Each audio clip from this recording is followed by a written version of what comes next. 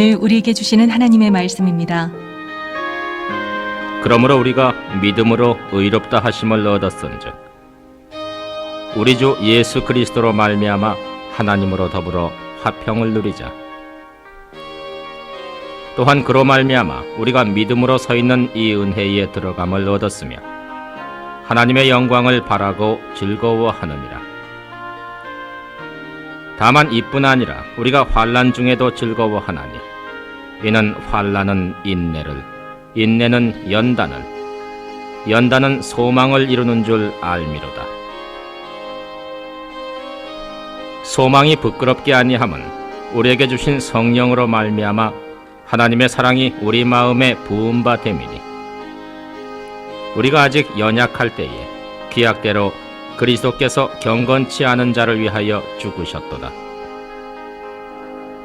의인을 위하여 죽는 자가 쉽지 않고 선인을 위하여 용감히 죽는 자가 혹 있거니와 우리가 아직 죄인 되었을 때에 그리스도께서 우리를 위하여 죽으심으로 하나님께서 우리에게 대한 자기의 사랑을 확증하셨느니라. 아멘. 이번 주간 우리는 추석 명절을 지내게 됩니다. 그런데 코로나로 인하여 추석 풍경이 조금 달라지게 될 것 같습니다. 이미 뉴스와 신문을 통해 많이들 보셨겠지만 고향마을 어귀에 어르신들이 이렇게 현수막을 붙여놓은 것들이 뉴스거리가 되고 있더라고요. 그 중에 어느 마을에 붙인 현수막은 이번 추석은 오지 마라. 흩어지면 살고 뭉치면 죽는단다. 이런 현수막이 붙어 있답니다. 또 어떤 마을에는 올해 말고 올해 보자꾸나. 이런 현수막도 붙었고요. 제일 앞고는 충남 청양거리에 9월 중순부터 게시된 현수막인데 이런 글이에요. 불효자는 옵니다. 웃을 수도 없고 참 청개구리도 아니고 참 아이디어들이 생각들이 또 이러면서 한번 우리 서로 마음을 그렇게 달래보는 것 같습니다. 오늘 우리에게 주신 하나님 말씀의 본문을 통해 보면 하나님 나라의 핵심, 구원의 핵심이 바로 희락, 기쁨에 있음을 알려줍니다. 로마서 14장에도 하나님의 나라는 먹고 마시는 것이 아니요 오직 성령 안에서 의와 평강과 희락이라 말씀하십니다. 사도행전 3장에는 그러므로 너희가 회개하고 돌이켜 너희 죄 없이 함을 받으라. 이같이 하면 유쾌하게 되는 날이 주 앞으로부터 이를 것이요. 우리가 하나님께 받는 가장 큰 은혜가 죄사함의 은혜, 거기로부터 구원의 은혜가 임하는데 그 구원의 은혜 속에는 유쾌함이, 기쁨이, 즐거움이, 희락이 있음을 우리에게 알려주고 있습니다. 그래서 사도 바울은 데살로니가 교회 성도들에게 성령의 감동 속에 하나님의 뜻을 전하는데 항상 기뻐하라 선포하게 됩니다. 우리의 구원의 신앙은 바로 이와 같이 축제의 신앙이요 소망의 삶임을 가르쳐 주시는데 그 속에 가장 중요한 것이 먼저 하나님과의 화평이라는 겁니다. 하나님과의 평화가 없이는 우리에게는 그 어떤 기쁨도 그 어떤 평안도 잠시뿐일 수밖에 없다는 거예요. 우리가 성경을 보면 하나님과 불화했던 어리석은 인생들을 만납니다. 대표적으로 우리가 먼저 사울왕을 생각해 볼 수 있는데 사울왕이 겸손했지요. 자기는 왕이 될 자격이 없다고. 그런데 하나님의 은혜로 왕의 자리에 앉게 됐어요. 처음에는 하나님께 너무나 순종하고 진실했어요. 그러나 시간이 지나면서 조금씩 교만에 빠지며 하나님의 말씀을 불순종합니다. 그것이 반복되는 가운데 결국 하나님께 버림을 받게 되지요. 그 비극적인 결말의 마지막, 성경은 이렇게 기록합니다. 사무엘이 죽는 날까지 사울을 다시 가서 보지 아니하였으니 이는 그가 사울을 위하여 슬퍼함이었고 여호와께서는 사울로 이스라엘 왕 삼으신 것을 후회하셨더라. 너무나 안타까운 결말을 알게 됩니다. 또한 북이스라엘의 아합 왕과 그 악한 이세벨 왕비를 우리가 잘 알고 있지요. 하나님 보시기에 악에 악을 더하는, 정말 이런 악한 왕과 왕비가 없을 정도의 악을 행합니다. 하나님께서 그들의 마지막을 이렇게 예언하시고 그대로 이루시는데, 이세벨에게 대하여도 여호와께서 말씀하여 가라사대 개들이 이스라엘 성 곁에서 이세벨을 먹을지라. 이스라엘 사람들에게 가장 저주받은 것, 죽었는데도 묻히지를 못하고 개들에게 시신이 먹히는 가장 큰 저주를 받게 됩니다. 아합에게 속한 자로서 성읍에서 죽은 자는 개들이 먹고 들에서 죽은 자는 공중의 새가 먹으리라 하셨느니라. 그 자손들까지 이런 비극에 처해집니다. 또 한 사람만 더 생각해 보면 은 30에 예수님을 팔아넘겼던 가룟 유다, 주님은 이렇게 말씀하십니다. 인자는 자기에게 대하여 기록된 대로 가거니와 인자를 파는 그 사람에게는 화가 있으리로다. 그 사람은 차라리 나지 아니하였다면 제게 좋을 뻔하였느니라. 너무나 참담한 비극으로 결말이 지어집니다. 악인에게는 평강이 없습니다. 여호와께서 말씀하시되 악인에게는 평강이 없다 하셨느니라. 악인은 쫓아오는 자가 없어도 도망하나 의인은 사자같이 담대하니라. 하나님의 선민 이스라엘의 인사말은 오직 하나인 것을 잘 알고 계시지요. 샬롬입니다. 아침에 만나도 한밤중에 만나도 10년 뒤에 만나도 그들의 인사는 하나님의 평강을 빌어주는 거였어요. 샬롬이라는 인사입니다. 부활하신 주님께서 두려움과 불안에 사로잡혀 있던 제자들에게 나타나셔서 첫 번째 해주신 말씀, 그것도 바로 너희에게 평강이 있을지어다, 이 말씀을 주셨어요.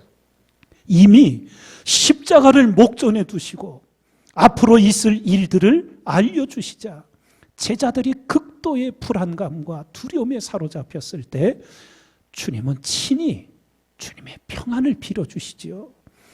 평안을 너희에게 끼치노니 곧 나의 평안을 너희에게 주노라. 내가 너희에게 주는 것은 세상이 주는 것 같지 아니하니라. 너희는 마음에 근심도 말고 두려워하지도 말라.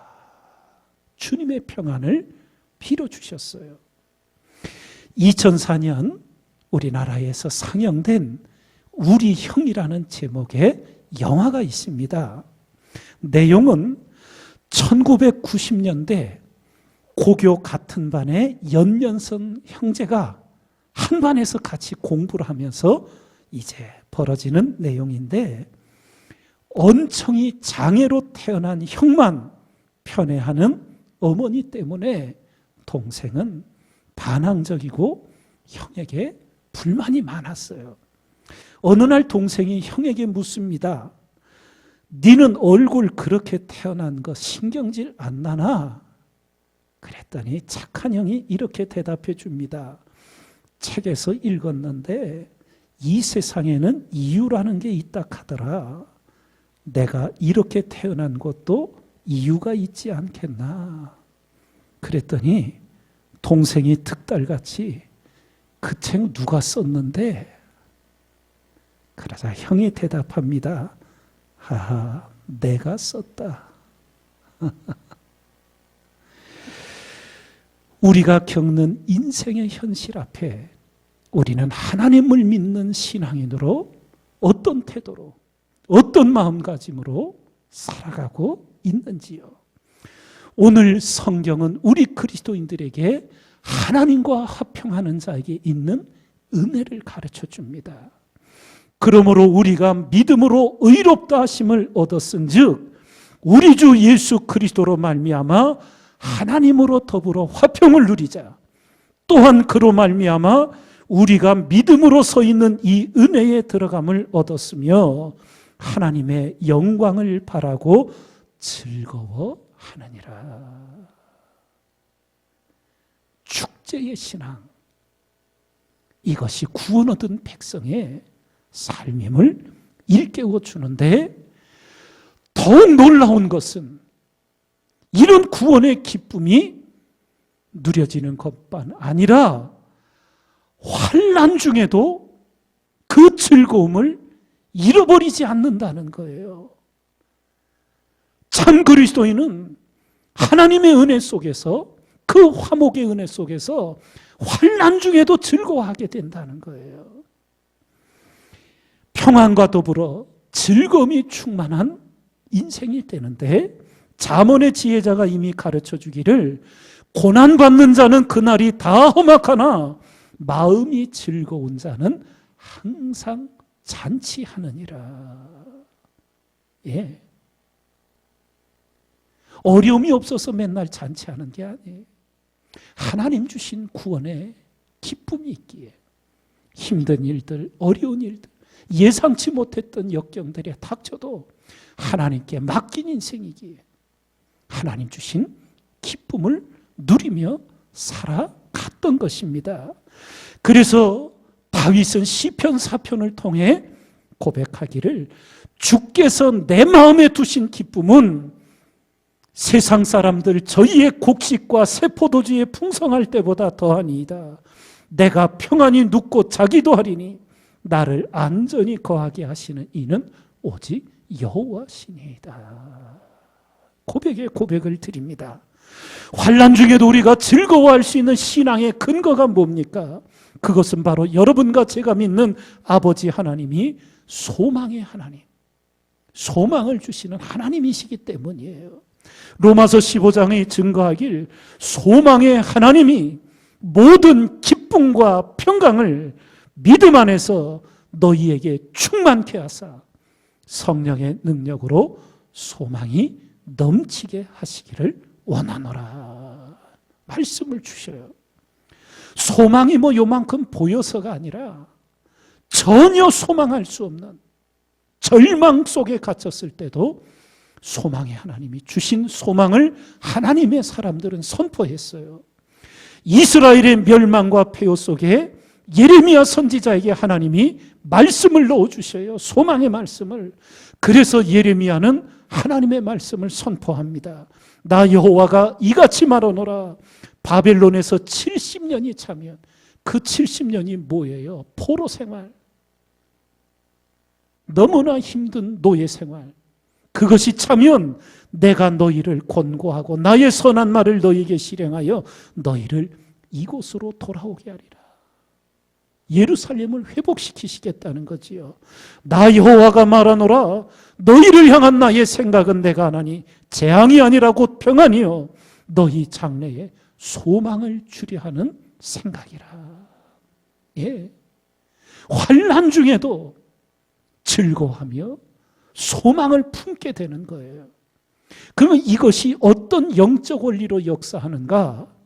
오늘 말씀이 환난은 인내를 이루고 그 인내는 연단을 이루고 그 연단은 소망을 이루는 줄 우리 그리스도인들이 알고 체험한다는 거예요. 그럼 먼저 환난이 인내를 이루어간다. 인내가 얼마나 신앙에서 중요한가? 야고보서 1장이 증거합니다. 내 형제들아 너희가 여러 가지 시험을 만나거든 온전히 기쁘게 여기라. 이는 너희 믿음의 시련이 인내를 만들어내는 줄 너희가 알미라. 인내를 온전히 이루라. 이는 너희로 온전하고 구비하여 조금도 부족함이 없게 하려 함이라. 인내의 중요성, 하나님을 기다리, 약속을 믿고 참고 기다리는 인내의 중요성을 우리에게 가르쳐 주지요. 환난이 인내를 훈련하고 배우게 하고 가르친다는 거예요. 그리고 그 인내는 결국 연단을 우리에게 주는데, 욥이 고백한, 우리가 잘 아는 말씀이 있지요. 나의 가는 길을 오직 하나님이 아시나니 그가 나를 단련하신 후에는 내가 정금같이 나으리라. 예. 인내를 통하여 우리는 하나님의 연단을 받아 단련이 되게 되는 거예요. 아브라함이 그 나올 수 없는 노년의 나이에 약속의 아들을 기다리며 밤마다 바라보았을 별들, 다윗이 어렸을 때 아버지의 양떼를 지키며 밤에 바라보았을 그 별들, 동방박사들이 메시아를 찾아가며 끊임없이 바라보았던 그 베들레헴을 향하던 그 한 별, 밤의 선명이 비쳤던 거예요. 그래서 신앙의 작가 바바라 테일러는 어둠 속을 걷는 법이라는 제목의 책을 펴내며 자신의 간증 겸 깨달음을 아주 귀한 지혜로 우리에게 이렇게 전해줍니다. 어둠의 시간이 반드시 나쁜 것만은 아닌 까닭은 빛 가운데서는 절대 배우지 못했을 것들을 어둠을 통해 배울 수 있기 때문이다. 얼마나 귀한 깨달음이요, 얼마나 귀한 지혜의 통찰입니까? 코로나가 아니었으면 이렇게 성전에서 마음껏 모여 다 같이 예배 드리는 것이 얼마나 소중한 은혜인지 우리는 아는 것 같았지만 너무나 모르고 있지 않았습니까? 빛 가운데서는 절대 배울 수 없는 것들을 이 어둠의 시기를 통과하며 하나님이 우리에게 깨우쳐 주신다는, 그것도 은혜라는 것을 알려주고 있어요. 그러며 이 환난이 인내를 이루고 그 인내가 연단을 가져와 결국 그 연단이 우리에게 하나님의 약속하신 소망을 이루게 한다는 것을 우리는 성경 믿음의 선진들의 생애를 통해 분명히 알고 있다는 거예요. 학창시절 세계 문학 선집에 꼭 빠지지 않고 들어가 있는 해밍웨이의 노인과 바다 읽어보셨고 내용을 아주 기억을 하실 텐데 다시 한번 짤막하게 회상을 드리면, 노인 어부가 노를 젓는 배를 가지고 바다에 낚시를 합니다. 그런데 84일간 고기 한 마리를 못 잡았어요. 그러다 바다 한가운데서 큰 고기를 잡게 되지요. 근데 고기가 너무 커 배에 실을 수가 없었어요. 그래서 배 옆에다 붙들어 메고 항구로 돌아오는데 상어떼가 고기에게 달려드는 거예요. 그래서 이 노인어부는 젓는 도로 상어를 쫓아내며 사투를 벌이며 항구에 돌아왔는데 고기는 뼈만 앙상하게 남아 있었습니다. 인생이 어떠한가를 암시하는 그런 내용 같아요. 근데 그 노인 어부가 그 뼈만 남은 고기를 보며 마지막 한마디를 합니다. 내일 아침 다시 떠나리라. 내일 아침 다시 고기를 잡으러 나가겠다는 소망의 말을 하게 됩니다. 하나님께서 여러분과 저에게 주신 이러한 소망이 부끄럽게 아니함은 우리에게 주신 성령으로 말미암아 하나님의 사랑이 우리 마음에 부은 바 되었다고.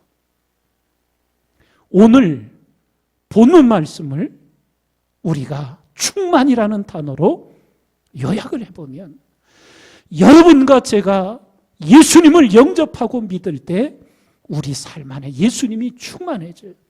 예수님이 우리 안에 살아계시면 예수님 때문에 우리에게 기쁨이 충만해지고 평안이 충만해지고 이 희락, 기쁨이 충만해져요. 그런데 그런 좋은 것만이 있는 것이 아니라 우리의 인생길 신앙의 길에 하나님은 폭풍도 예비하셔요. 환난이 덮칩니다. 그런데 그 환난을 통해 우리 그리스도인들은 하나님의 인내를 배우게 되고, 그 인내를 통하여 우리의 신앙이 연단을 받게 되고, 그렇게 해서 소망을 이루는 그리스도인이 돼요. 그 소망이 충만한 그리스도인에게 매일 하나님 성령을 충만케 채워주셔서 결국 그 구원받은 그리스도인의 인생이 하나님의 사랑으로 충만한 그런 생애를 살아가도록 은혜를 베풀어 주신다는 거예요. 여기서 우리는 오직 주의 사랑에 매이는 은혜를 입게 됩니다. 바로 이것을 사도 바울은 로마서 8장에 너무나 감동적인 표현으로 우리에게 이렇게 선포해 줍니다. 누가 우리를 그리스도의 사랑에서 끊으리요? 환난이나 곤고나 핍박이나 기근이나 적신이나 위험이나 칼이랴. 내가 확신하노니 사망이나 생명이나 천사들이나 권세자들이나 현재일이나 장래일이나 능력이나 높음이나 깊음이나 다른 아무 피조물이라도 우리를 우리 주 그리스도 예수 안에 있는 하나님의 사랑에서 끊을 수 없으리라 선포해 줍니다. 그러면 우리에게 가장 중요한 사랑의 지혜를 가르쳐 줍니다. 그것이 바로 요한일서 4장에 사랑 안에 두려움이 없고 온전한 사랑이 두려움을 내어 쫓는 영적 원리를 가르쳐 주셔요. 하나님께서 여러분과 저를 어떻게 사랑하셨는지 우리는 십자가를 볼 때마다 알고 있어요. 그런데 이제 문제가 하나 남아있는데 그게 뭐냐면 우리가 하나님을 어떻게 사랑하느냐는 거예요. 마음을 다하고 목숨을 다하고 힘을 다하여 우리도 하나님을 사랑하게 될 때 그 온전한 사랑이 우리 안에 엄습해오는 두려움을 내어 쫓는 역사를, 은혜를 힘있게 된다는 것을 알려주고 있습니다. 추석 명절을 맞으며 기쁨도 있지만 삶의 자리 이러저러한 환난과 어려움, 역경들이 반드시 있을 것입니다. 그러나 우리는 주님 안에서 미래를 꿈꾸고 소망을 선포하는 그리스도인이 되어야 될 줄 믿습니다. 예레미야 선지자처럼 이사야 선지자도 조국이 망한 현실 속에 회복될 미래를 꿈꾸며 다음과 같이 하나님의 말씀을 예언합니다. 일어나라, 빛을 발하라. 이는 내 빛이 이르렀고 여호와의 영광이 내 위에 임하였음이니라. 보라, 어두움이 땅을 덮을 것이며 캄캄함이 만민을 가리우려니와 오직 여호와께서 내 위에 임하실 것이며 그 영광이 내 위에 나타나리니 열방은 내 빛으로 열왕은 비치는 내 광명으로 나아오리라. 다시는 강포한 일이 내 땅에 들리지 않을 것이요 황폐와 파멸이 내 경내에 다시 없을 것이며 내가 내 성벽을 구원이라 내 성문을 찬송이라 칭할 것이라. 다시는 낮의 해가 내 빛이 되지 아니하며 달도 내게 빛을 비치지 않을 것이요 오직 여호와가 내게 영영한 빛이 되며 내 하나님이 내 영광이 되리니 그 작은 자가 천을 이루겠고 그 약한 자가 강국을 이룰 것이라. 때가 되면 나 여호와가 속히 이루리라. 예루살렘 성벽은 다 무너지고 성전은 불에 타고 백성들은 칼에 도륙되고 목에는 철줄로 묶여서 질질 포로로 끌려가는 그 절망의 현실 속에 하나님이 이 소망의 예언을 주셨던 겁니다.